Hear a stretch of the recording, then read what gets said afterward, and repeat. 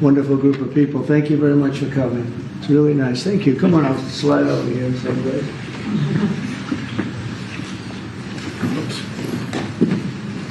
For the media, I will tell you, this is a serious group of people. Right? That's great. Thank you very much. Look at all the... Wow, look at the people, huh? It's seriously the biggest business people anywhere in the world, so I think it's a great tribute. Whatever they're teaching you well, right? Thank you very much. You're welcome to the White House as we celebrate Diwali, because they said there has to be a very heavy emphasis on the V, Diwali, the beautiful Hindu festival of lights, and that's what it is. It's a great festival and it's amazing people. I'm pleased to be joined by the Director of the National Intelligence and a woman that's done a fantastic job, Tulsi Gabbard, wherever you may be, Tulsi. Hi, Tulsi. FBI Director Kash Patel, who's really hitting his stride. Kash, where's Kash? He's hitting his stride. That's the way we like it. Assistant Attorney General Harmeet Dillon. Harmeet? I'm right here, sir. Hi, Harmeet. And Pastor Paula White. She's been fantastic. She's been with us right from the beginning. We're greatly honored to be joined by the Indian Ambassador to the United States, Vinay Quattro. And it's very nice. You pronounce it perfectly. Ah, that's what. Oh, I wasn't too far off there. And his wonderful wife. And thank you very much. It's a great honor to have you. As well as our new ambassador to India. This is a nice, easy name, Sergio Gore. Sergio, congratulations, Sergio. You're going to do a fantastic job. And thanks as well to incredible Indian American business leaders, the biggest in the world, really. If you look at these companies, what they've done, the biggest in the world. CEO of IBM, Arvind Krishna, and Arvind, congratulations. I know you're working hard on a couple of jobs that I'm watching, and good luck with them, right? Yes. Good luck. It's amazing what you've done. Chairman and CEO of Adobe, and that Adobe is big stuff, and that's Shantanu Narayan. Thank you. Thank you very much, Shantanu. Nice to see you. Thank you very much. CEO of Micron Technology, we know what that is, Sanjay Marotta. Sanjay, nice to see you again. And CEO of Palo Alto Networks, Nikesh Arora. And I want to thank you very much for and great success. It's a hell of a group of people. And in addition to that, we have a lot of other tremendously successful people gathered. On behalf of all Americans, let me also extend our warmest wishes to the people of India. I just spoke to your Prime Minister today. We had a great conversation. We talk about trade, we talk about a lot of things, but mostly the world of trade. He's very interested in that. Although we did talk a little while ago about let's have no wars with Pakistan.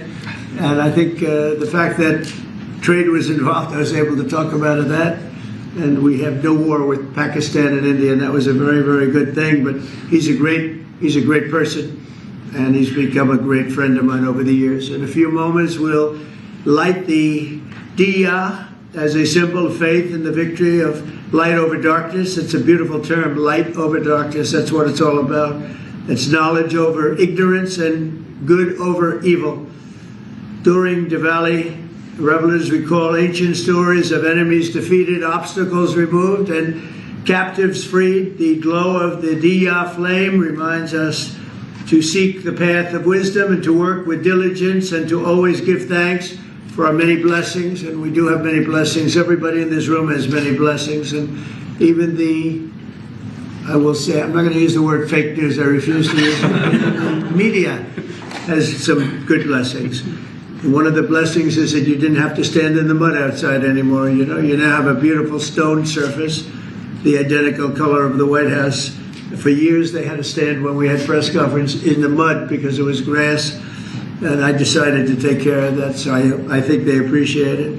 As we look back in the past year and really look up to the next number of years and hopefully decades and centuries, we've got much to be thankful for. And think of it, a year ago we were a dead country. This country was a dead country, and now we're the hottest country anywhere in the world. These guys can testify to that because I know this. I watch their stock prices, and they're like rocket ships, right? Do they ever stop? Let's keep it that way. Right? Let's not talk about it, right?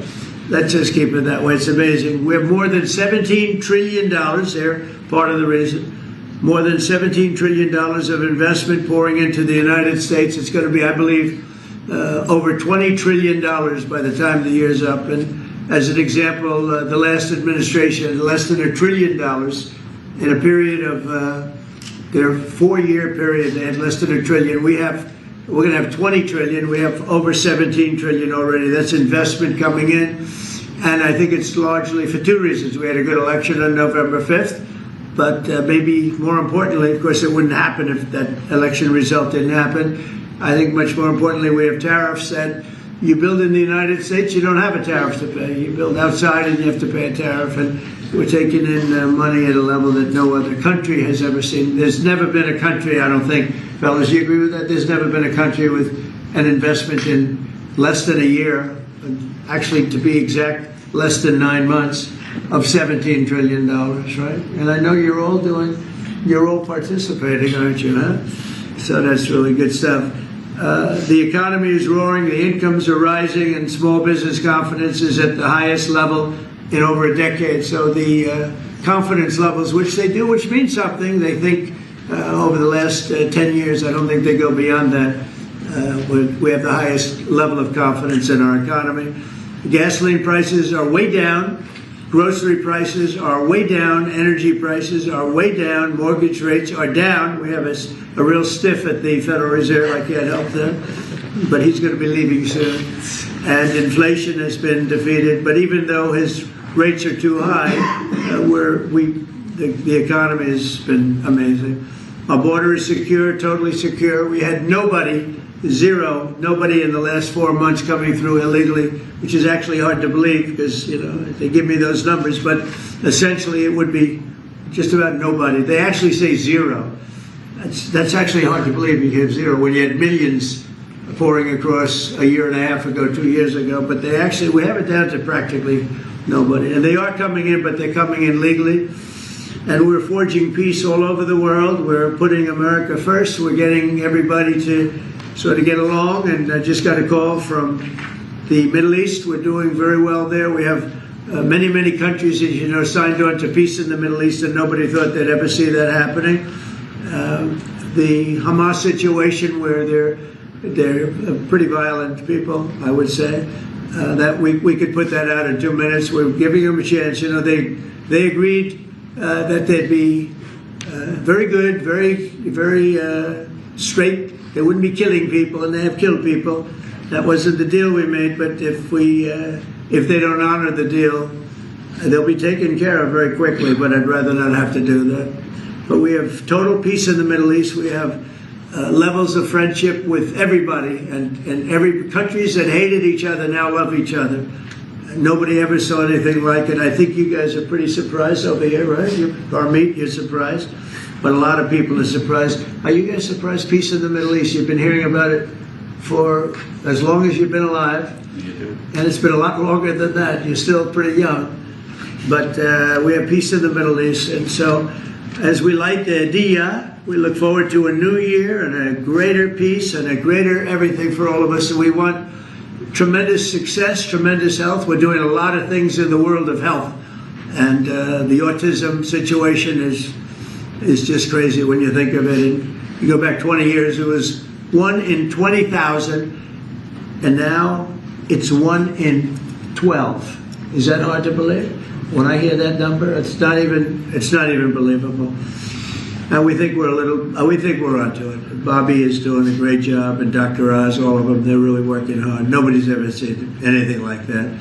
And it's been a very important factor for me. I just say you got to focus on that. We think we have a lot of the answers. We've announced a lot of the answers, actually. But we're looking at many things. We've made tremendous progress. And maybe the thing we've done the best on is prices for our drugs. We have favored nations now, where other nations, as you know, were paying a small fraction of what we were paying. And this was, for many, many years, this was happening. This was set up 30 years ago, where we were paying 10 times more, 12 times more, 5 times more always tremendous numbers more. And I said, we're not doing that anymore. And the drug companies have agreed and the countries have agreed. Now, if I didn't have tariffs, I wouldn't have been able to get it. I said, well, if you don't agree, we're going to charge you tariffs for more than the equivalent amount. And amazingly, everybody agreed. So our drug prices are going to be coming down 100%, 200%, 300, 400, 500% in some cases. A bill that cost $10 in London would cost $120 in, think of it, $120 in New York, or any place in this country. A drug that cost $86 in Berlin cost $1,300 in New York and throughout the United States. So we're not doing that anymore. So we're just not doing it anymore. So I just want to, and I think that's going to be huge for our anything, Medicaid, Medicare, Social Security, anything having to do with health, because the drug prices are going to be coming down. And I tell the story of my last administration, my 4th year. I was so honored because I brought drug prices down. The first time in 28 years, prices were brought down by a certain amount. I'll tell you what the amount was in a second, but by a certain amount. And so at the beginning of the year to the end of the year, I actually brought them down. First time in 28 years that happened. And the number was 1/8 of 1%. That's all I said. But I was proud because first time it ever happened. And now I'm bringing prices down 600%, 700%, 900%, 200%. So I can't believe I actually had a news conference to celebrate 1/8 and 1/4 of 1%. But that was, you learned, right? So we're doing, and you guys know more about favored nations than anybody. So we're going favored nations, we're demanding it, and we've got it. And as you know, we had Pfizer, we had the big companies, they were all agreed or close to agreeing, but the countries have agreed to. Actually, the countries would be generally more difficult. If we didn't have the power of tariffs, they wouldn't have agreed. They would have said, nope, you got to pay 10 times more than we're paying. We were paying 10 and 12 times more than other countries for the exact same pill made in the exact same lab or factory. So it's an amazing thing. I think it's an absolute game changer. Nobody's ever even heard of a thing like that. And you'll see the results over the next year, year and a half. And I think it's great. So I'd like to ask a person who's really been fantastic. We'll ask a few of the people to say a few words. You're on international television, so don't get nervous. Cash, would you say a few words, please? You've done a fantastic job. Well, thank you, Mr. President. It's an honor to be a first-generation Indian American whose parents lawfully immigrated to this country. And under your leadership, so many more millions of Americans are living that dream. And to celebrate it here in the Oval Office on Diwali, which you said, rightfully so, is a triumph of good over evil. It's just an incredible honor. It's incredibly humbling. Indian Americans around the world and Indians around the world are thrilled that you are such a profound leader in sharing this diversity with the world, and we can't thank you enough, and happy Diwali. Great. Well, thank you, and congratulations on everything. And how about a great company, IBM? He's taken this company from, I was a little troubled, as I remember, a few years ago, like 10 years ago, to being one of the hottest companies anywhere in the world. Arvind, could you say a few words? Thank you, Mr. President. In the spirit of Diwali, we should also acknowledge all that the President and the administration is doing to really boost technology, innovation, and that leading to economic growth.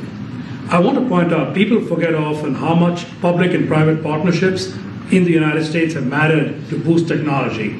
You look at semiconductors, you look at space, you look at the internet, mobile, and hopefully quantum down the road. So, Mr. President, I'd like to thank you for all that you're doing to boost our technology leadership. Well, you have done amazingly, and I just think it's incredible. I know exactly what you've been through, because it was a troubled company until you came along, and you made it very untroubled. You made it a rocket ship, so I congratulate you. Thank you, Arvind, very much.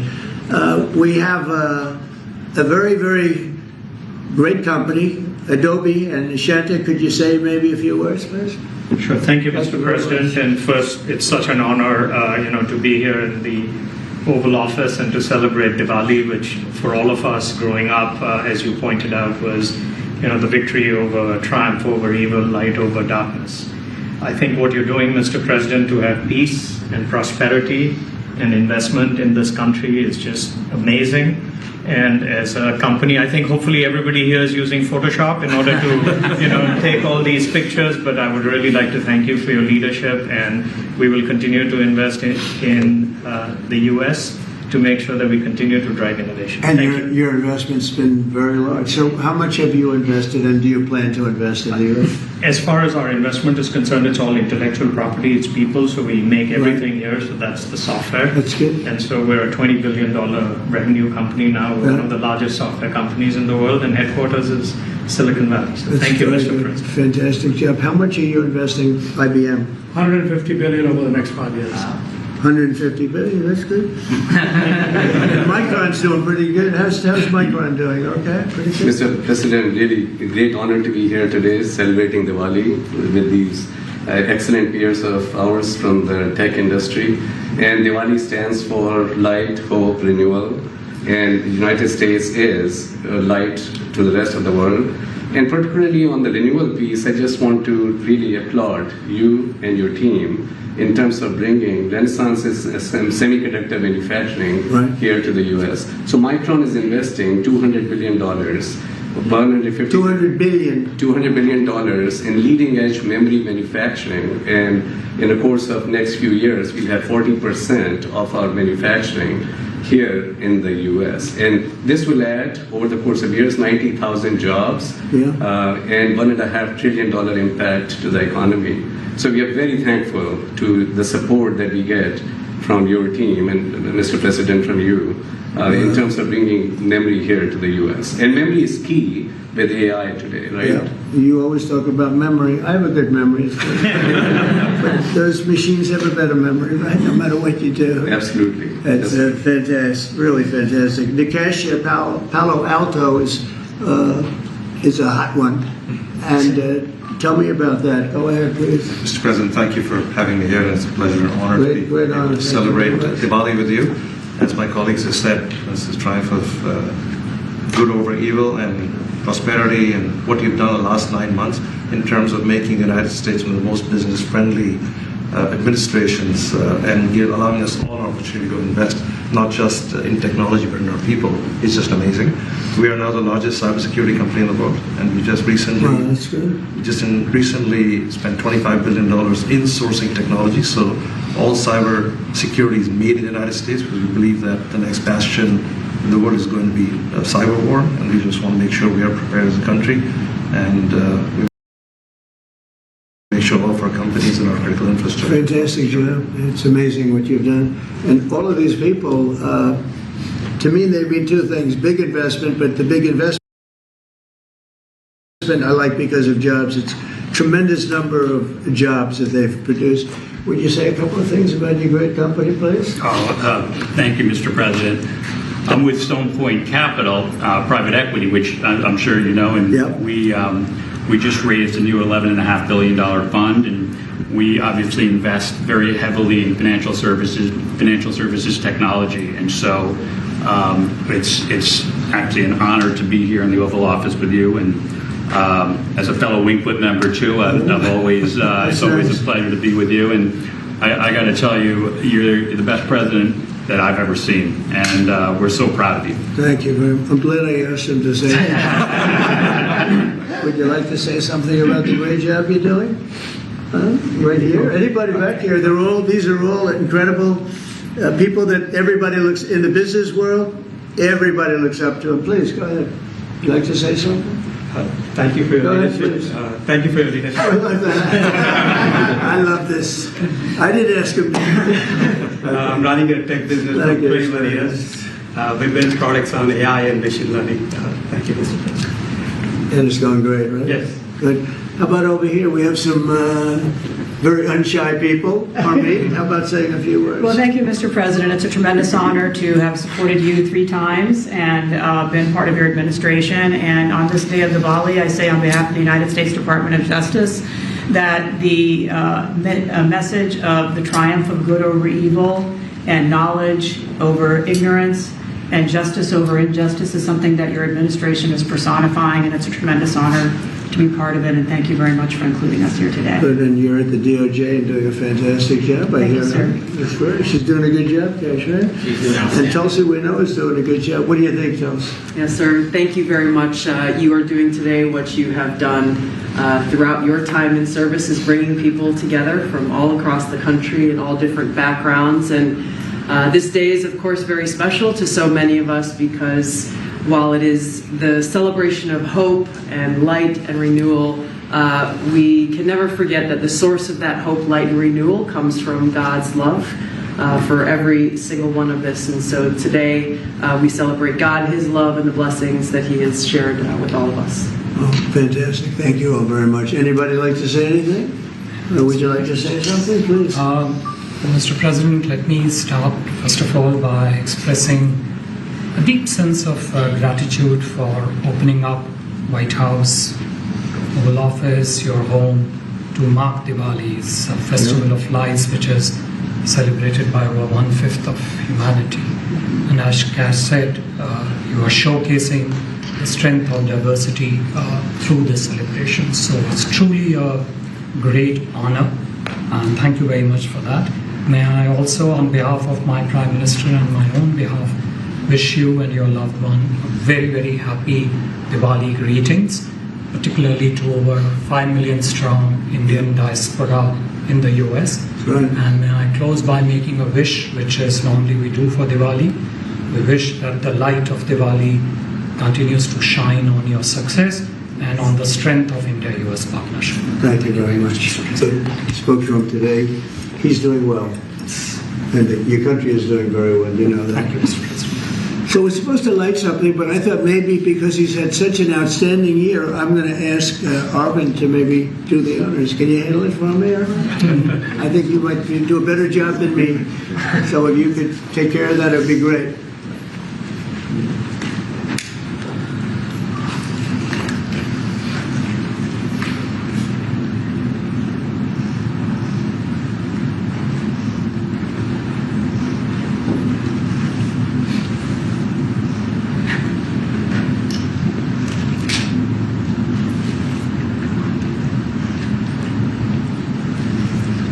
Well, he's done a good job. I didn't know you were supposed to do that. I'm glad I asked him to do it.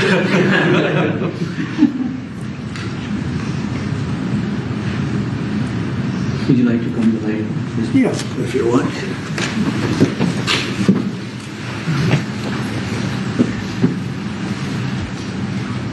Okay.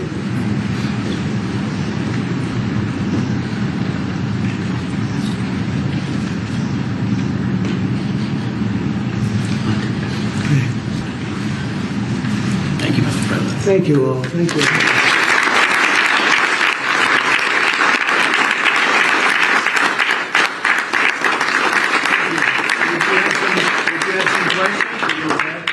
Mr. President, the meeting with Vladimir Putin is canceled or put on hold. Do you know what happened there, and does that affect your decision whether or not to send tomahawks? No, I don't want to have a wasted meeting. I don't want to have a waste of time, so I'll see what happens. But we did all of these great deals, great peace deals. They're all peace deals, agreements, solid agreements, every one of them. But this one, and I said, go to the line of battle, or the battlefield lines, and you pull back and you go home, and everybody takes some time off, because you got two countries that are killing each other. Two countries that are losing 5,000 to 7,000 soldiers a week. So we'll see what happens. We haven't made a determination. Mr. President, are you asking the Justice Department to look into the federal investigations into you and look for compensation, and how much are you asking for? Who's asking for what? Are you asking the Justice Department to pay you compensation for Whose compensation? your federal investigations into you? Are you asking them to pay compensation, and how much? Into me? I don't get any compensation. I do it for nothing. I gave up my salary. Into me?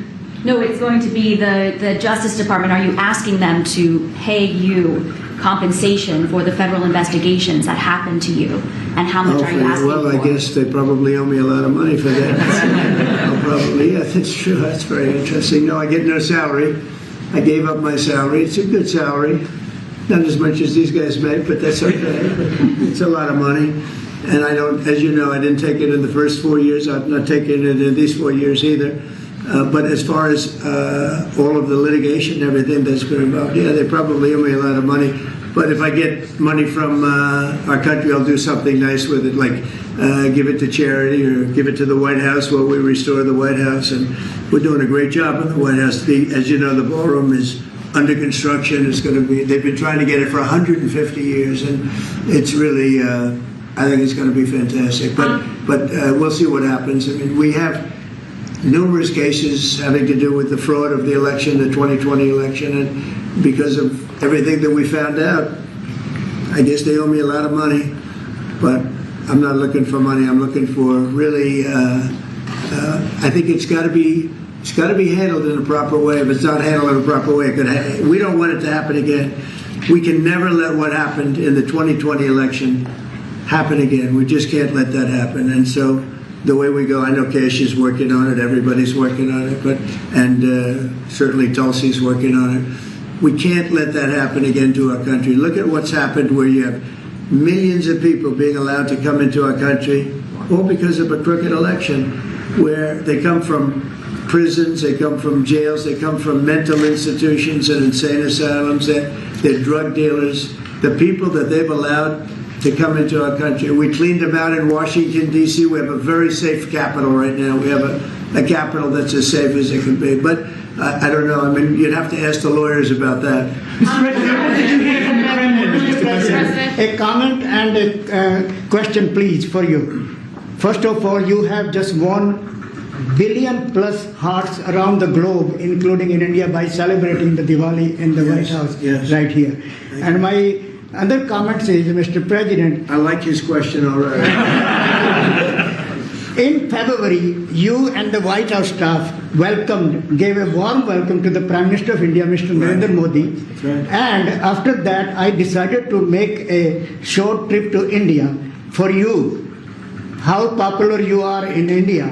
And I went there in a holiest also festival there. Millions of people were there. And also Prime Minister Narendra Modi was addressing a media event, 5,000 people. I was one of them there listening to him. And when I went to several states in India, what I found out, Mr. President, 3 people are most popular there. Prime Minister Narendra Modi, President Donald Trump, Mr. Kash Patel, and also with the surprise, our White House Press Secretary, Caroline Levitt. She's doing good, right? She is doing good. Superstar. And Mr. President, my question is, you had a great relationship with the people of India when you visited India, and with the Prime Minister of India, Narendra Modi, and also with the Indian American community. Where do we stand today, all those relations from 45 to 47 in the future, Mr. President? Please, thank you. We stand great, and the people of India, I love the people of India, and we're working on some great deals between our countries. I spoke to Prime Minister Modi today, as I mentioned before, and we just have a very good relationship. And he's not going to buy much oil from Russia. He wants to see that war end as much as I do. He wants to see the war end with Russia, Ukraine. And as you know, they're not going to be buying too much oil. So they've cut it way back, and they're continuing to cut it way back. Mr. President, what did the Kremlin say? Mr. President, Yeah, please. an appeals court recently ruled that you can send the National Guard into Portland, Oregon. Do you feel unfettered to send the National Guard into whatever city you want now? Well, I guess so. That was the decision. That I can send the National Guard if I see problems. I looked at Portland over the weekend. The place is burning down, just burning down. We weren't there. We didn't spend much time there because we were waiting for that decision. But the court, maybe that influenced the court. But you look at a place like Portland, it's ridiculous when they say that there's no problem. The place was on fire over the weekend. But we won the case in Court of Appeals. I think it was the Ninth Circuit, so that's pretty good. And a very strong opinion that we have the right to use the National Guard. You would think that would be common sense. We have the right to use the National Guard to put out trouble. Well, that's how I got elected. one of the reasons I got elected. Yes. Mr. President, what changed your mind after talking to Vladimir Putin between then and now? Why did you think that a Budapest summit might be wasted time? Well, I didn't say anything. I didn't say it would, and you never know what's going to happen. But a lot of things are happening on that front, on the war front with Ukraine and Russia. And we'll be notifying you over the next 2 days as to what we're doing. Did you hear a lot of things are happening. Did you hear something from the Kremlin? Get it solved. Yeah, please. Mr. President, on Ukraine, do you still see a chance for a ceasefire? And what is Putin asking for? Do you still see a chance for a ceasefire? And what is Putin asking for? I do. It's a vicious look. It's a vicious war. It doesn't really affect us. We sell equipment to them. We sell equipment to NATO. And NATO gives it to Ukraine, but we don't pay anything anymore. Biden spent $350 billion. The war would have never happened if I were president. Would have never, not even a million years. And Putin knows that too. Would have never happened. But it did happen, and I came in, and I have to see if I can put it out. But it doesn't affect us because we're not losing soldiers there. Although, when I first came in, that could have ended up, it's not going to happen. But it could have ended up in World War III. That was really out of control. So now it's they're shooting and they're killing people, and I think Putin wants it to end, and I think Zelensky wants it to end, and I think it's going to end. What is Senator Schumer said he reached out to you about meeting on the government shutdown. Will you meet with him before you leave for Asia on Friday? Well, I will actually. I'd love to meet with them. I just want them to open up the country first. The country is so hot right now, and they've never voted against, continuation. They've never voted against. They've never done that. They're doing this because they have Trump derangement syndrome. But I would love to meet. I would like to meet with both of them. But I set one little caveat. I will only meet if they let the country open. They have to let the country open. The people want to go back to work. They want to be served. They need the services of some people, and a lot of people need the money, the payroll. So I'll do it as soon as they open up the country. I'd like to meet. So you won't meet with them until the government. Just to be clear, you won't meet with them until the government's open. The government has to be open, yeah. The government has to be open. You know how long it would take for them to do that? Just say, okay, government's open. That's it. There is nothing. How long? They're not negotiating. What they're doing is saying they lost the negotiation, and when we got the great big beautiful deal done, they lost that negotiation. Now they're saying, well, we want to get some of the things we lost. But the problem is the things they lost are very bad for our country.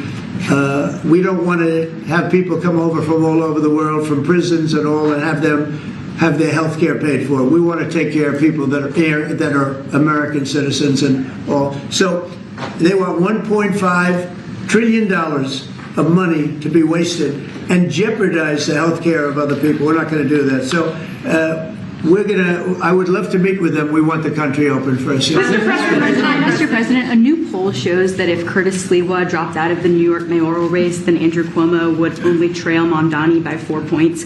Would you call Curtis Sliwa to drop out of the race so that can happen? Well, I looked at the polls, and looks like we're going to have a communist as the mayor of New York. It'll be very interesting. But here's the good news. He's got to go through the White House. Everything goes through the White House, at least this White House it does. And we'll have to see what happens. But if he dropped out, he's not going to win. And not looking too good for Cuomo either. But maybe, I don't know, if he dropped out, maybe Cuomo would have a little bit of a chance, but not much.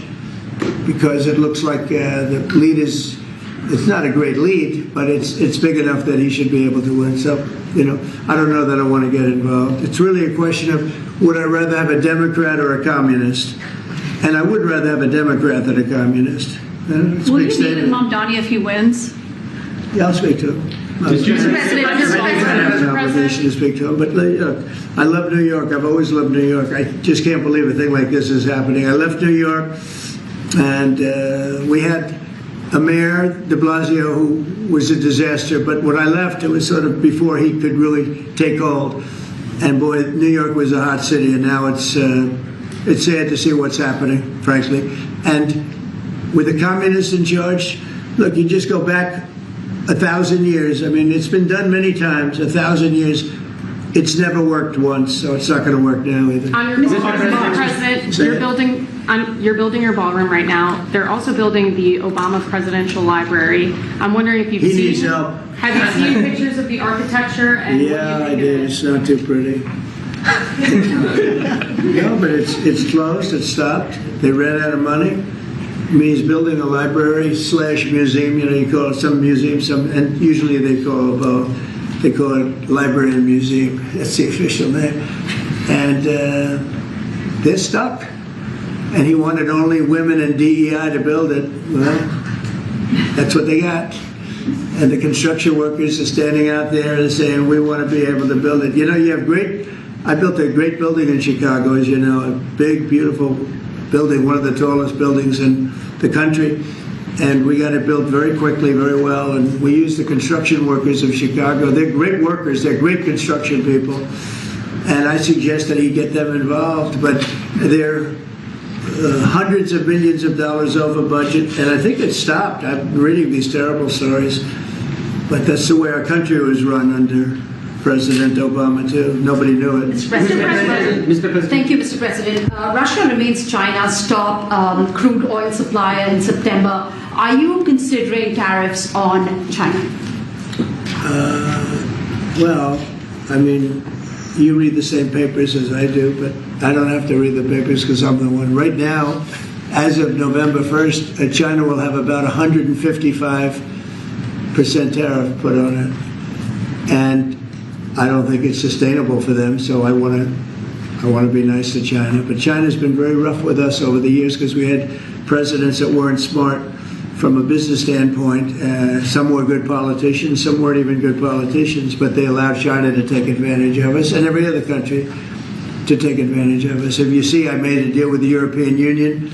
I made a deal with Japan, with South Korea. I made a lot of these deals that are great deals, and I was able to do it. It's really national security. I was able to do it because of tariffs.